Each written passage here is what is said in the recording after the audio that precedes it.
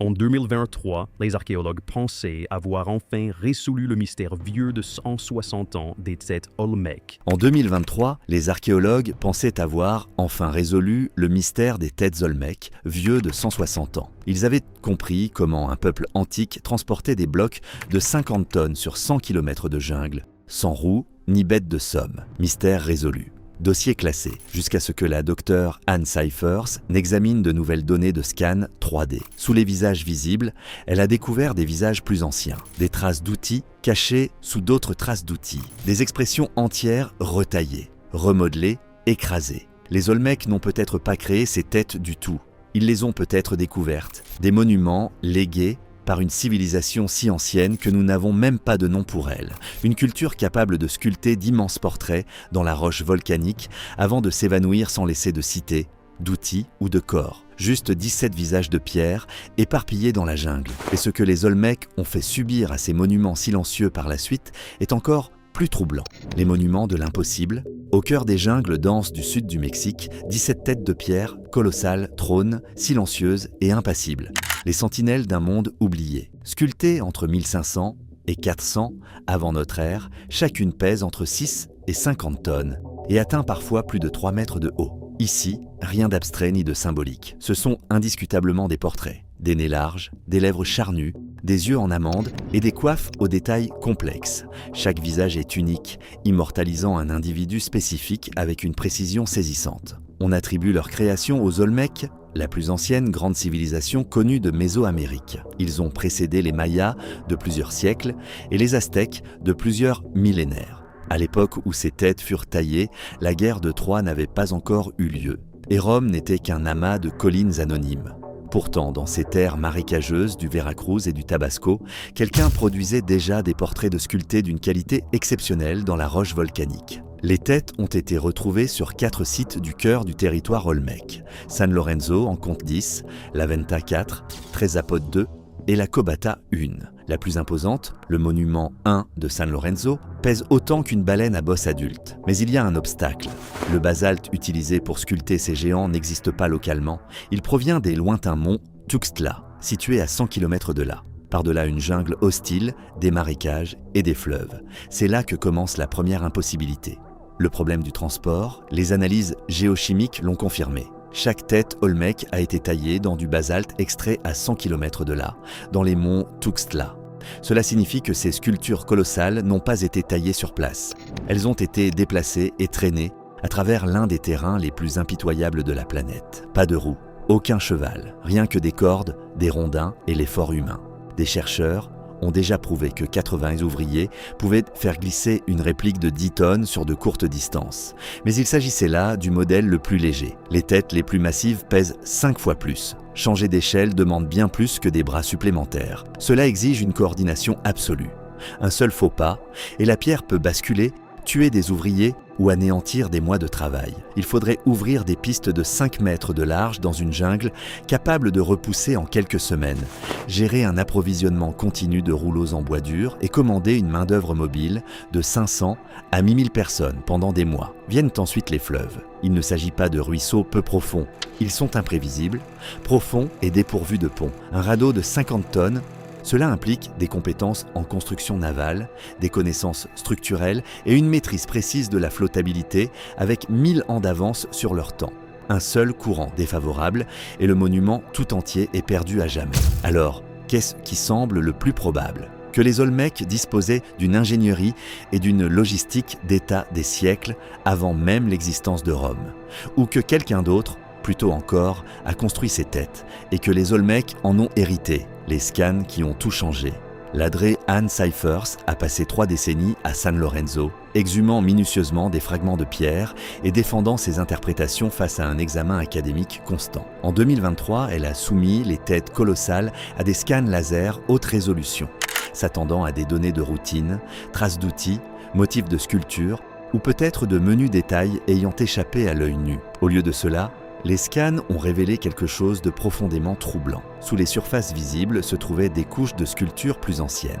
Des traces d'outils reposaient sous d'autres traces d'outils. Les traits du visage avaient été remodelés. Les nez avaient été modifiés. Les bouches retaillées. Des expressions entières avaient changé. Les coiffes avaient été lissées et gravées de nouveaux motifs. Il ne s'agissait pas de simples réparations ou de l'usure du temps. C'étaient des modifications délibérées.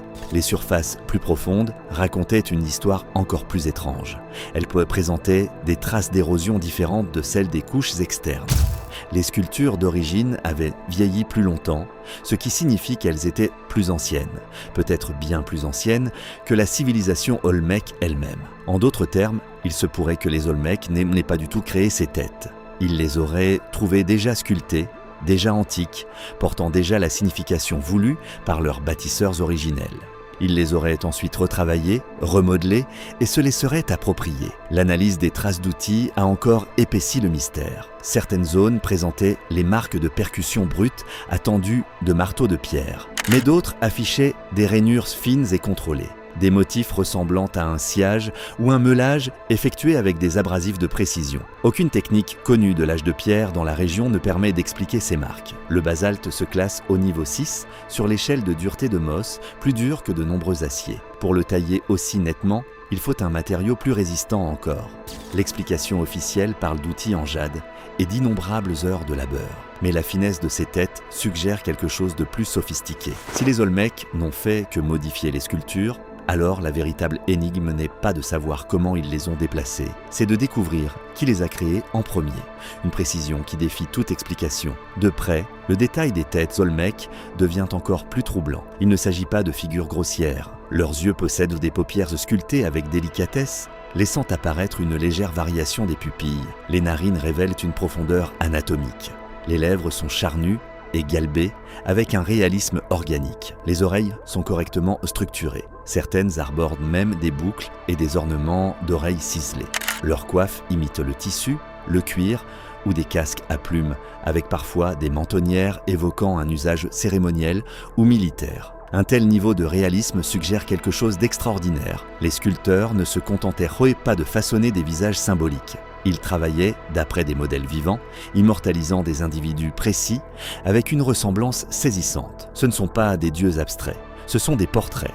Et voici la partie la plus glaçante. Aujourd'hui, les tailleurs de basalte utilisent des outils à pointe de diamant et des marteaux pneumatiques pour obtenir un tel résultat. Reproduire ces têtes uniquement avec des outils de pierre et la force des bras exigerait des milliers d'heures par monument, en supposant des techniques que nous ne parvenons même pas à reconstituer totalement aujourd'hui. Même dans ces conditions, égaler une telle précision resterait un défi. Le basalte n'est pas un matériau facile.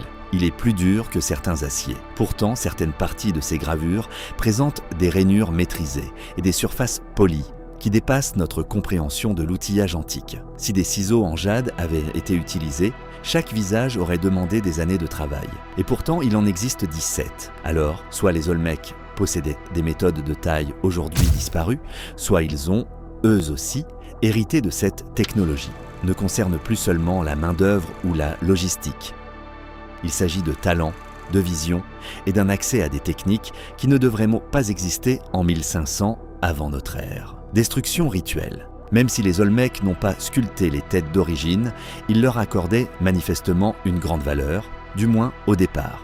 Pourtant, un basculement s'est produit. À San Lorenzo, les archéologues ont découvert plusieurs têtes délibérément défigurées. Les nez ont été broyés, les yeux crevés, les bouches annihilées. Les dégâts n'étaient pas accidentels, ils étaient ciblés, méthodiques et violents. Mais la destruction ne s'arrêtait pas là. Après avoir été mutilés, de nombreux monolithes ont été renversés, traînés face contre terre, puis ensevelis, pas jetés, enterrés. Chaque vestige était placé soigneusement dans une fosse préparée, disposée avec intention, suivant un agencement suggérant un rituel et non un simple abandon. La thèse dominante est celle d'un effacement politique. Un nouveau souverain démantèle les symboles d'un prédécesseur. On retrouve ce schéma ailleurs dans les cultures mésoaméricaines. Les objets sacrés sont inhumés à mesure que les cités évoluent, que les temples s'élèvent et que le pouvoir change de main. Mais pour certains chercheurs, le mobile est plus profond, plus sombre. Ces scarifications ne visent même pas seulement à supprimer le pouvoir, elles ressemblent à un confinement, une condamnation, le silence imposé à quelque chose d'antique et de dangereux, comme un rituel de scellement et non une simple suppression. Que croyaient les Olmecs de ceux qui habitaient ces visages ?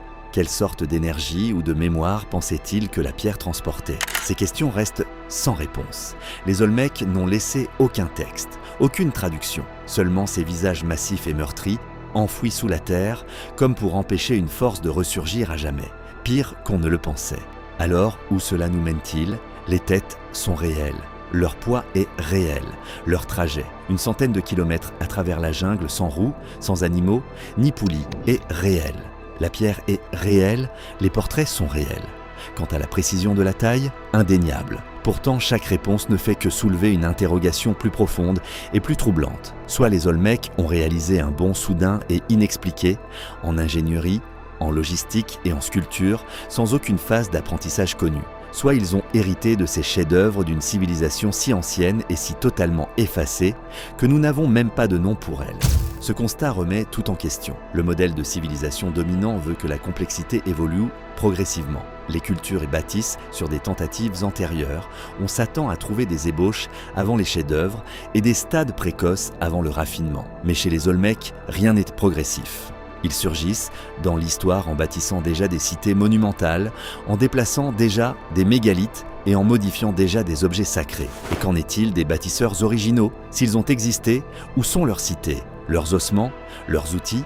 Leur langue? Nous n'avons aucune trace d'eux, seulement ces têtes. C'est comme si cette civilisation plus ancienne s'était volatilisée du jour au lendemain, ne laissant derrière elle que la pierre. Ce schéma n'est pas inconnu. Les Mayas bâtissaient sur des fondations plus anciennes. Les Aztèques vénéraient les ruines toltèques. Mais dans ces cas-là, nous savons qui les a précédés. Pour les Olmecs, c'est le vide absolu. Ce n'est pas un simple chapitre manquant. C'est peut-être tout un livre oublié. Une civilisation effacée si radicalement qu'elle redéfinit tout ce que nous pensions possible. 17 visages de pierre, 50 tonnes chacun, transportés à travers des terres impraticables, taillés avec une précision inexplicable et peut-être hérités d'une culture que nous n'avons même jamais identifiée. Puis, mutilés, enterrés, réduits au silence. Finalement, le vrai mystère n'est peut-être pas la façon dont ils ont été déplacés. C'est plutôt de savoir qui les a créés et pourquoi ils ont été cachés. Partagez votre théorie en commentaire. Et si vous voulez plus de récits qui bousculent tout ce que nous pensions savoir, n'oubliez pas de liker et de vous abonner. Nous ne faisons que commencer.